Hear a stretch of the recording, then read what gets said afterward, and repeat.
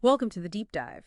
Today we're jumping into 25 old-fashioned frugal living tips. Time-tested stuff. Exactly. Yeah. The mission here is to pull out some really practical ways you can save money, maybe live a bit more intentionally, just by looking back at these, well, smart old approaches. Yeah, we've dug through a lot of these ideas. We're Mm. going to break them down looking at things for the home, food, and kitchen habits, Money mindsets too, budgeting. right? Those foundations and some, classic life hacks and saving on energy. It's surprising how much still applies, really. It really is. These aren't just quaint ideas. They can have real financial benefits today. I think you'll definitely have some aha moments seeing how these older ways connect directly to, well, saving cash now.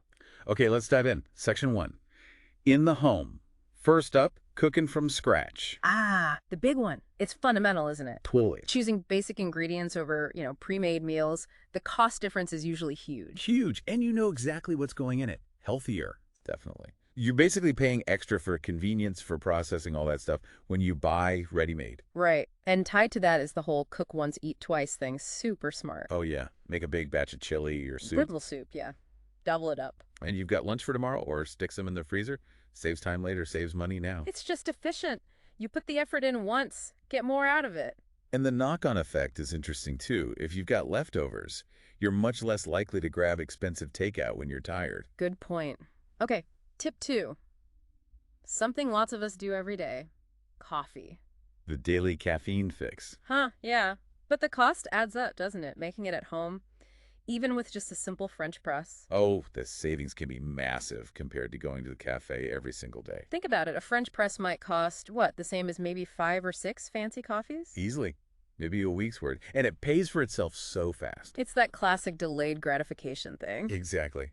Okay, sticking with the kitchen staples, tip 3 is about dried beans. Ah, using a pressure cooker for those? Yeah, or even just soaking and boiling the old-fashioned way. It's incredibly cheap compared to buying canned beans. Like, how much cheaper are we talking? Seriously, you could be saving like 80, maybe 90%. It's cents on the dollar. Wow, okay.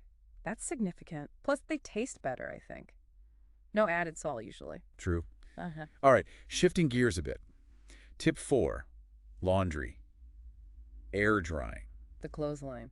Or even just an indoor rack. Seems small, but skipping the electric dryer, that makes a real dent in your energy bill. Those things use a lot of juice. They really do. One of the bigger energy hogs in the house. And air drying is gentler on your clothes, too. They last longer. Right, less heat damage, less tumbling. So sustainability plus garment care. Win-win. And that idea of making things last leads us to tip 5, learning basic sewing or mending. Patching things up, sewing on a button.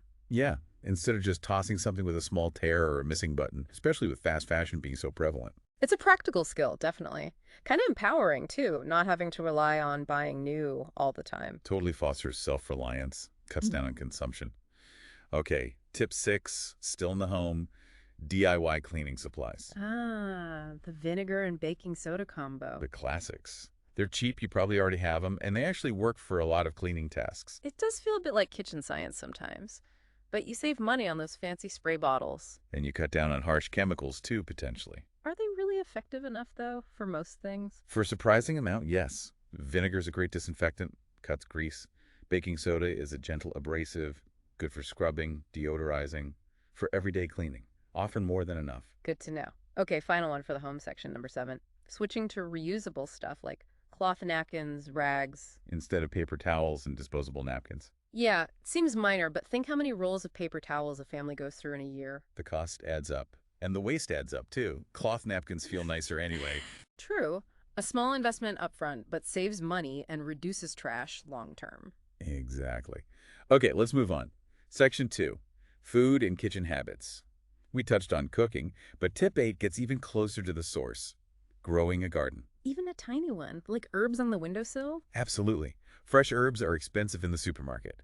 Growing your own saves money right there. And it's nice, isn't it, snipping your own basil? Very satisfying. Plus, you tend to waste less. You just pick what you need. And honestly, a lot of people find gardening therapeutic. Good for stress. Which might indirectly save money elsewhere, maybe less stress shopping. Could be. Now, tip 9 builds on that preserving food. Right, if you have a big garden harvest or you find a great deal on berries or tomatoes. Knowing how to freeze or dehydrate or maybe even can things. Mm-hmm. It stretches that food out prevents waste, turns your pantry into a bit of a, well, a gold mine. I like that. A strategic reserve.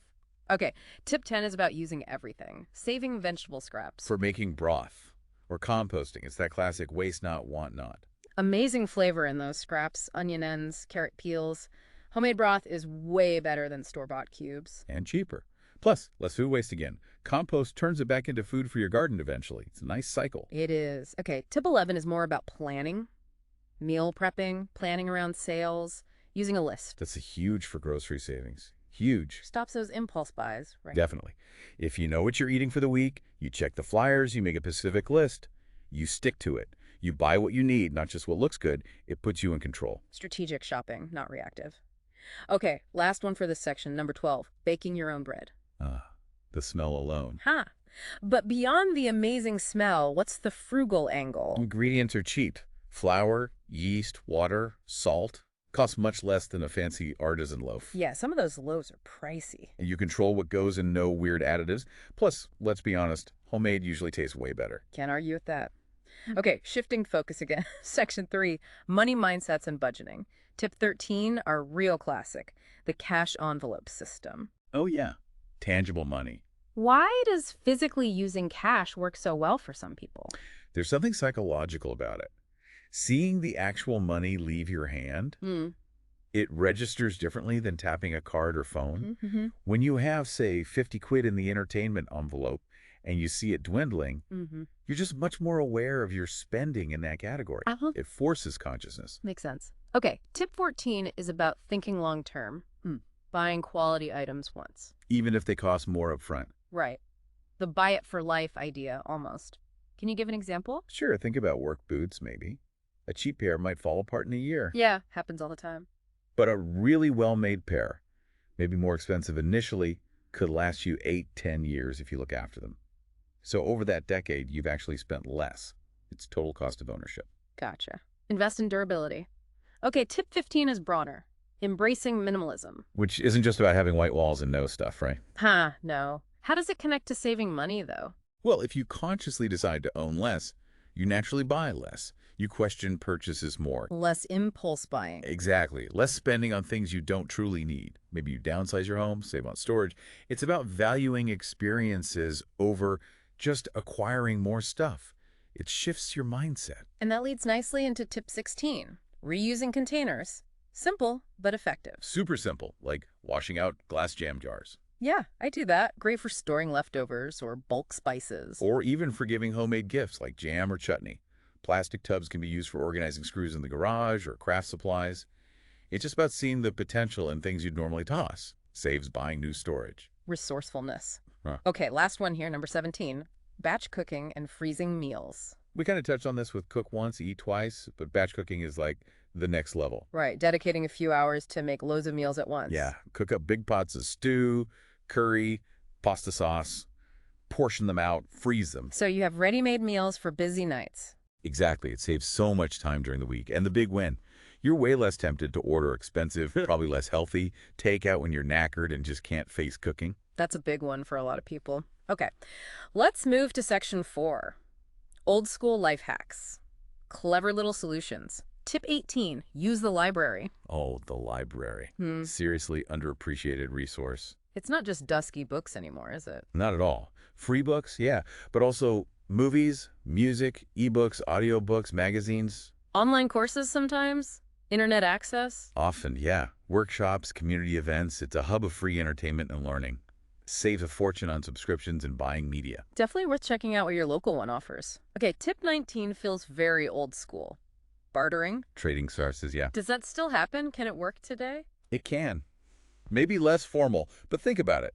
If you're great at gardening and your neighbor needs some occasional babysitting, you could swap. Potentially, yeah. Or maybe you help someone with their taxes. They help you fix your leaky tap. Yeah. It's about leveraging skills to meet needs without cash changing hands.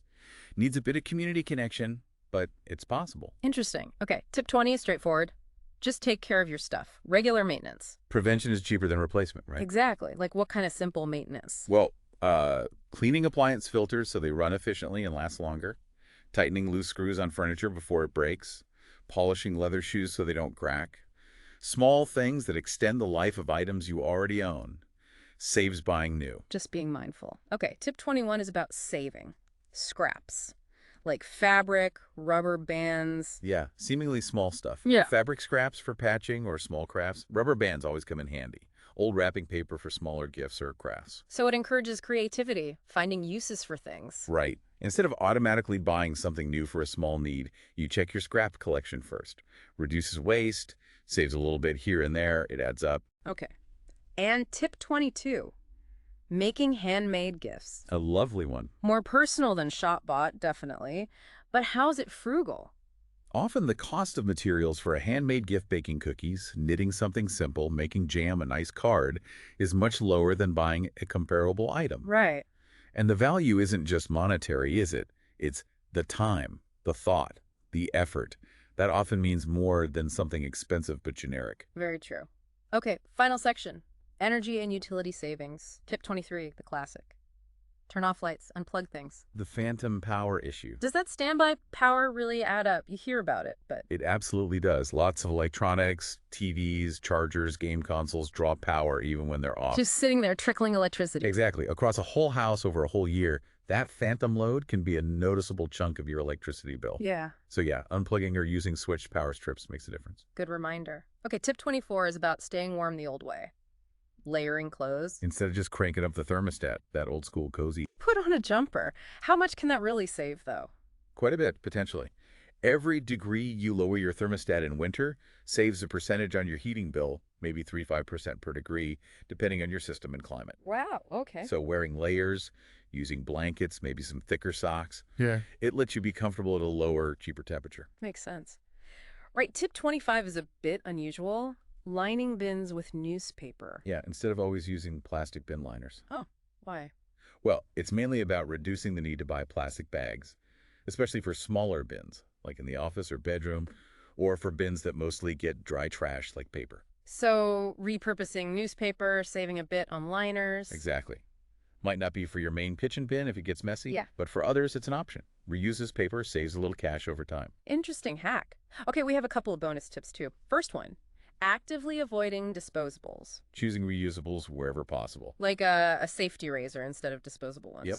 Or a reusable water bottle, coffee cup, cloth shopping bags. That seems like a double win, saves money long term. Less waste. Precisely. You stop the cycle of constantly buying and throwing away. Better for your wallet, better for the planet. And the final bonus tip is more about mindset. Practicing gratitude. How does being grateful save money? Seems a bit indirect. Well, the idea is if you actively appreciate what you already have, you feel more content. Okay. And if you feel more content, you might feel less desire to constantly buy new things, chase the next trend, fill a void with spending. So it reduces that impulsive, keeping up with the Joneses kind of spending. Exactly. Gratitude fosters contentment, which can curb that urge to consume unnecessarily. It shifts your focus. That makes sense. A mental hack for frugality. So there we are. 25, well, 27 really, old-fashioned tips. Reminders that these tried and true ways to save money, live more intentionally, they still absolutely work. Yeah. What's really neat is how they often link together. Saving energy, reducing waste, cooking from scratch, being resourceful. It's all part of a more mindful approach. Definitely. So for you listening, maybe think about which of these resonated. Which one or two feel like something you could actually try, something you could bring into your life. And maybe a final thought to leave you with. Reflecting on these older practices might help us think about, what are our real needs versus the needs we think we have in our modern world? Good question. Embracing a bit of that old school resourcefulness could actually lead to a richer life, not just financially, but maybe in other ways too.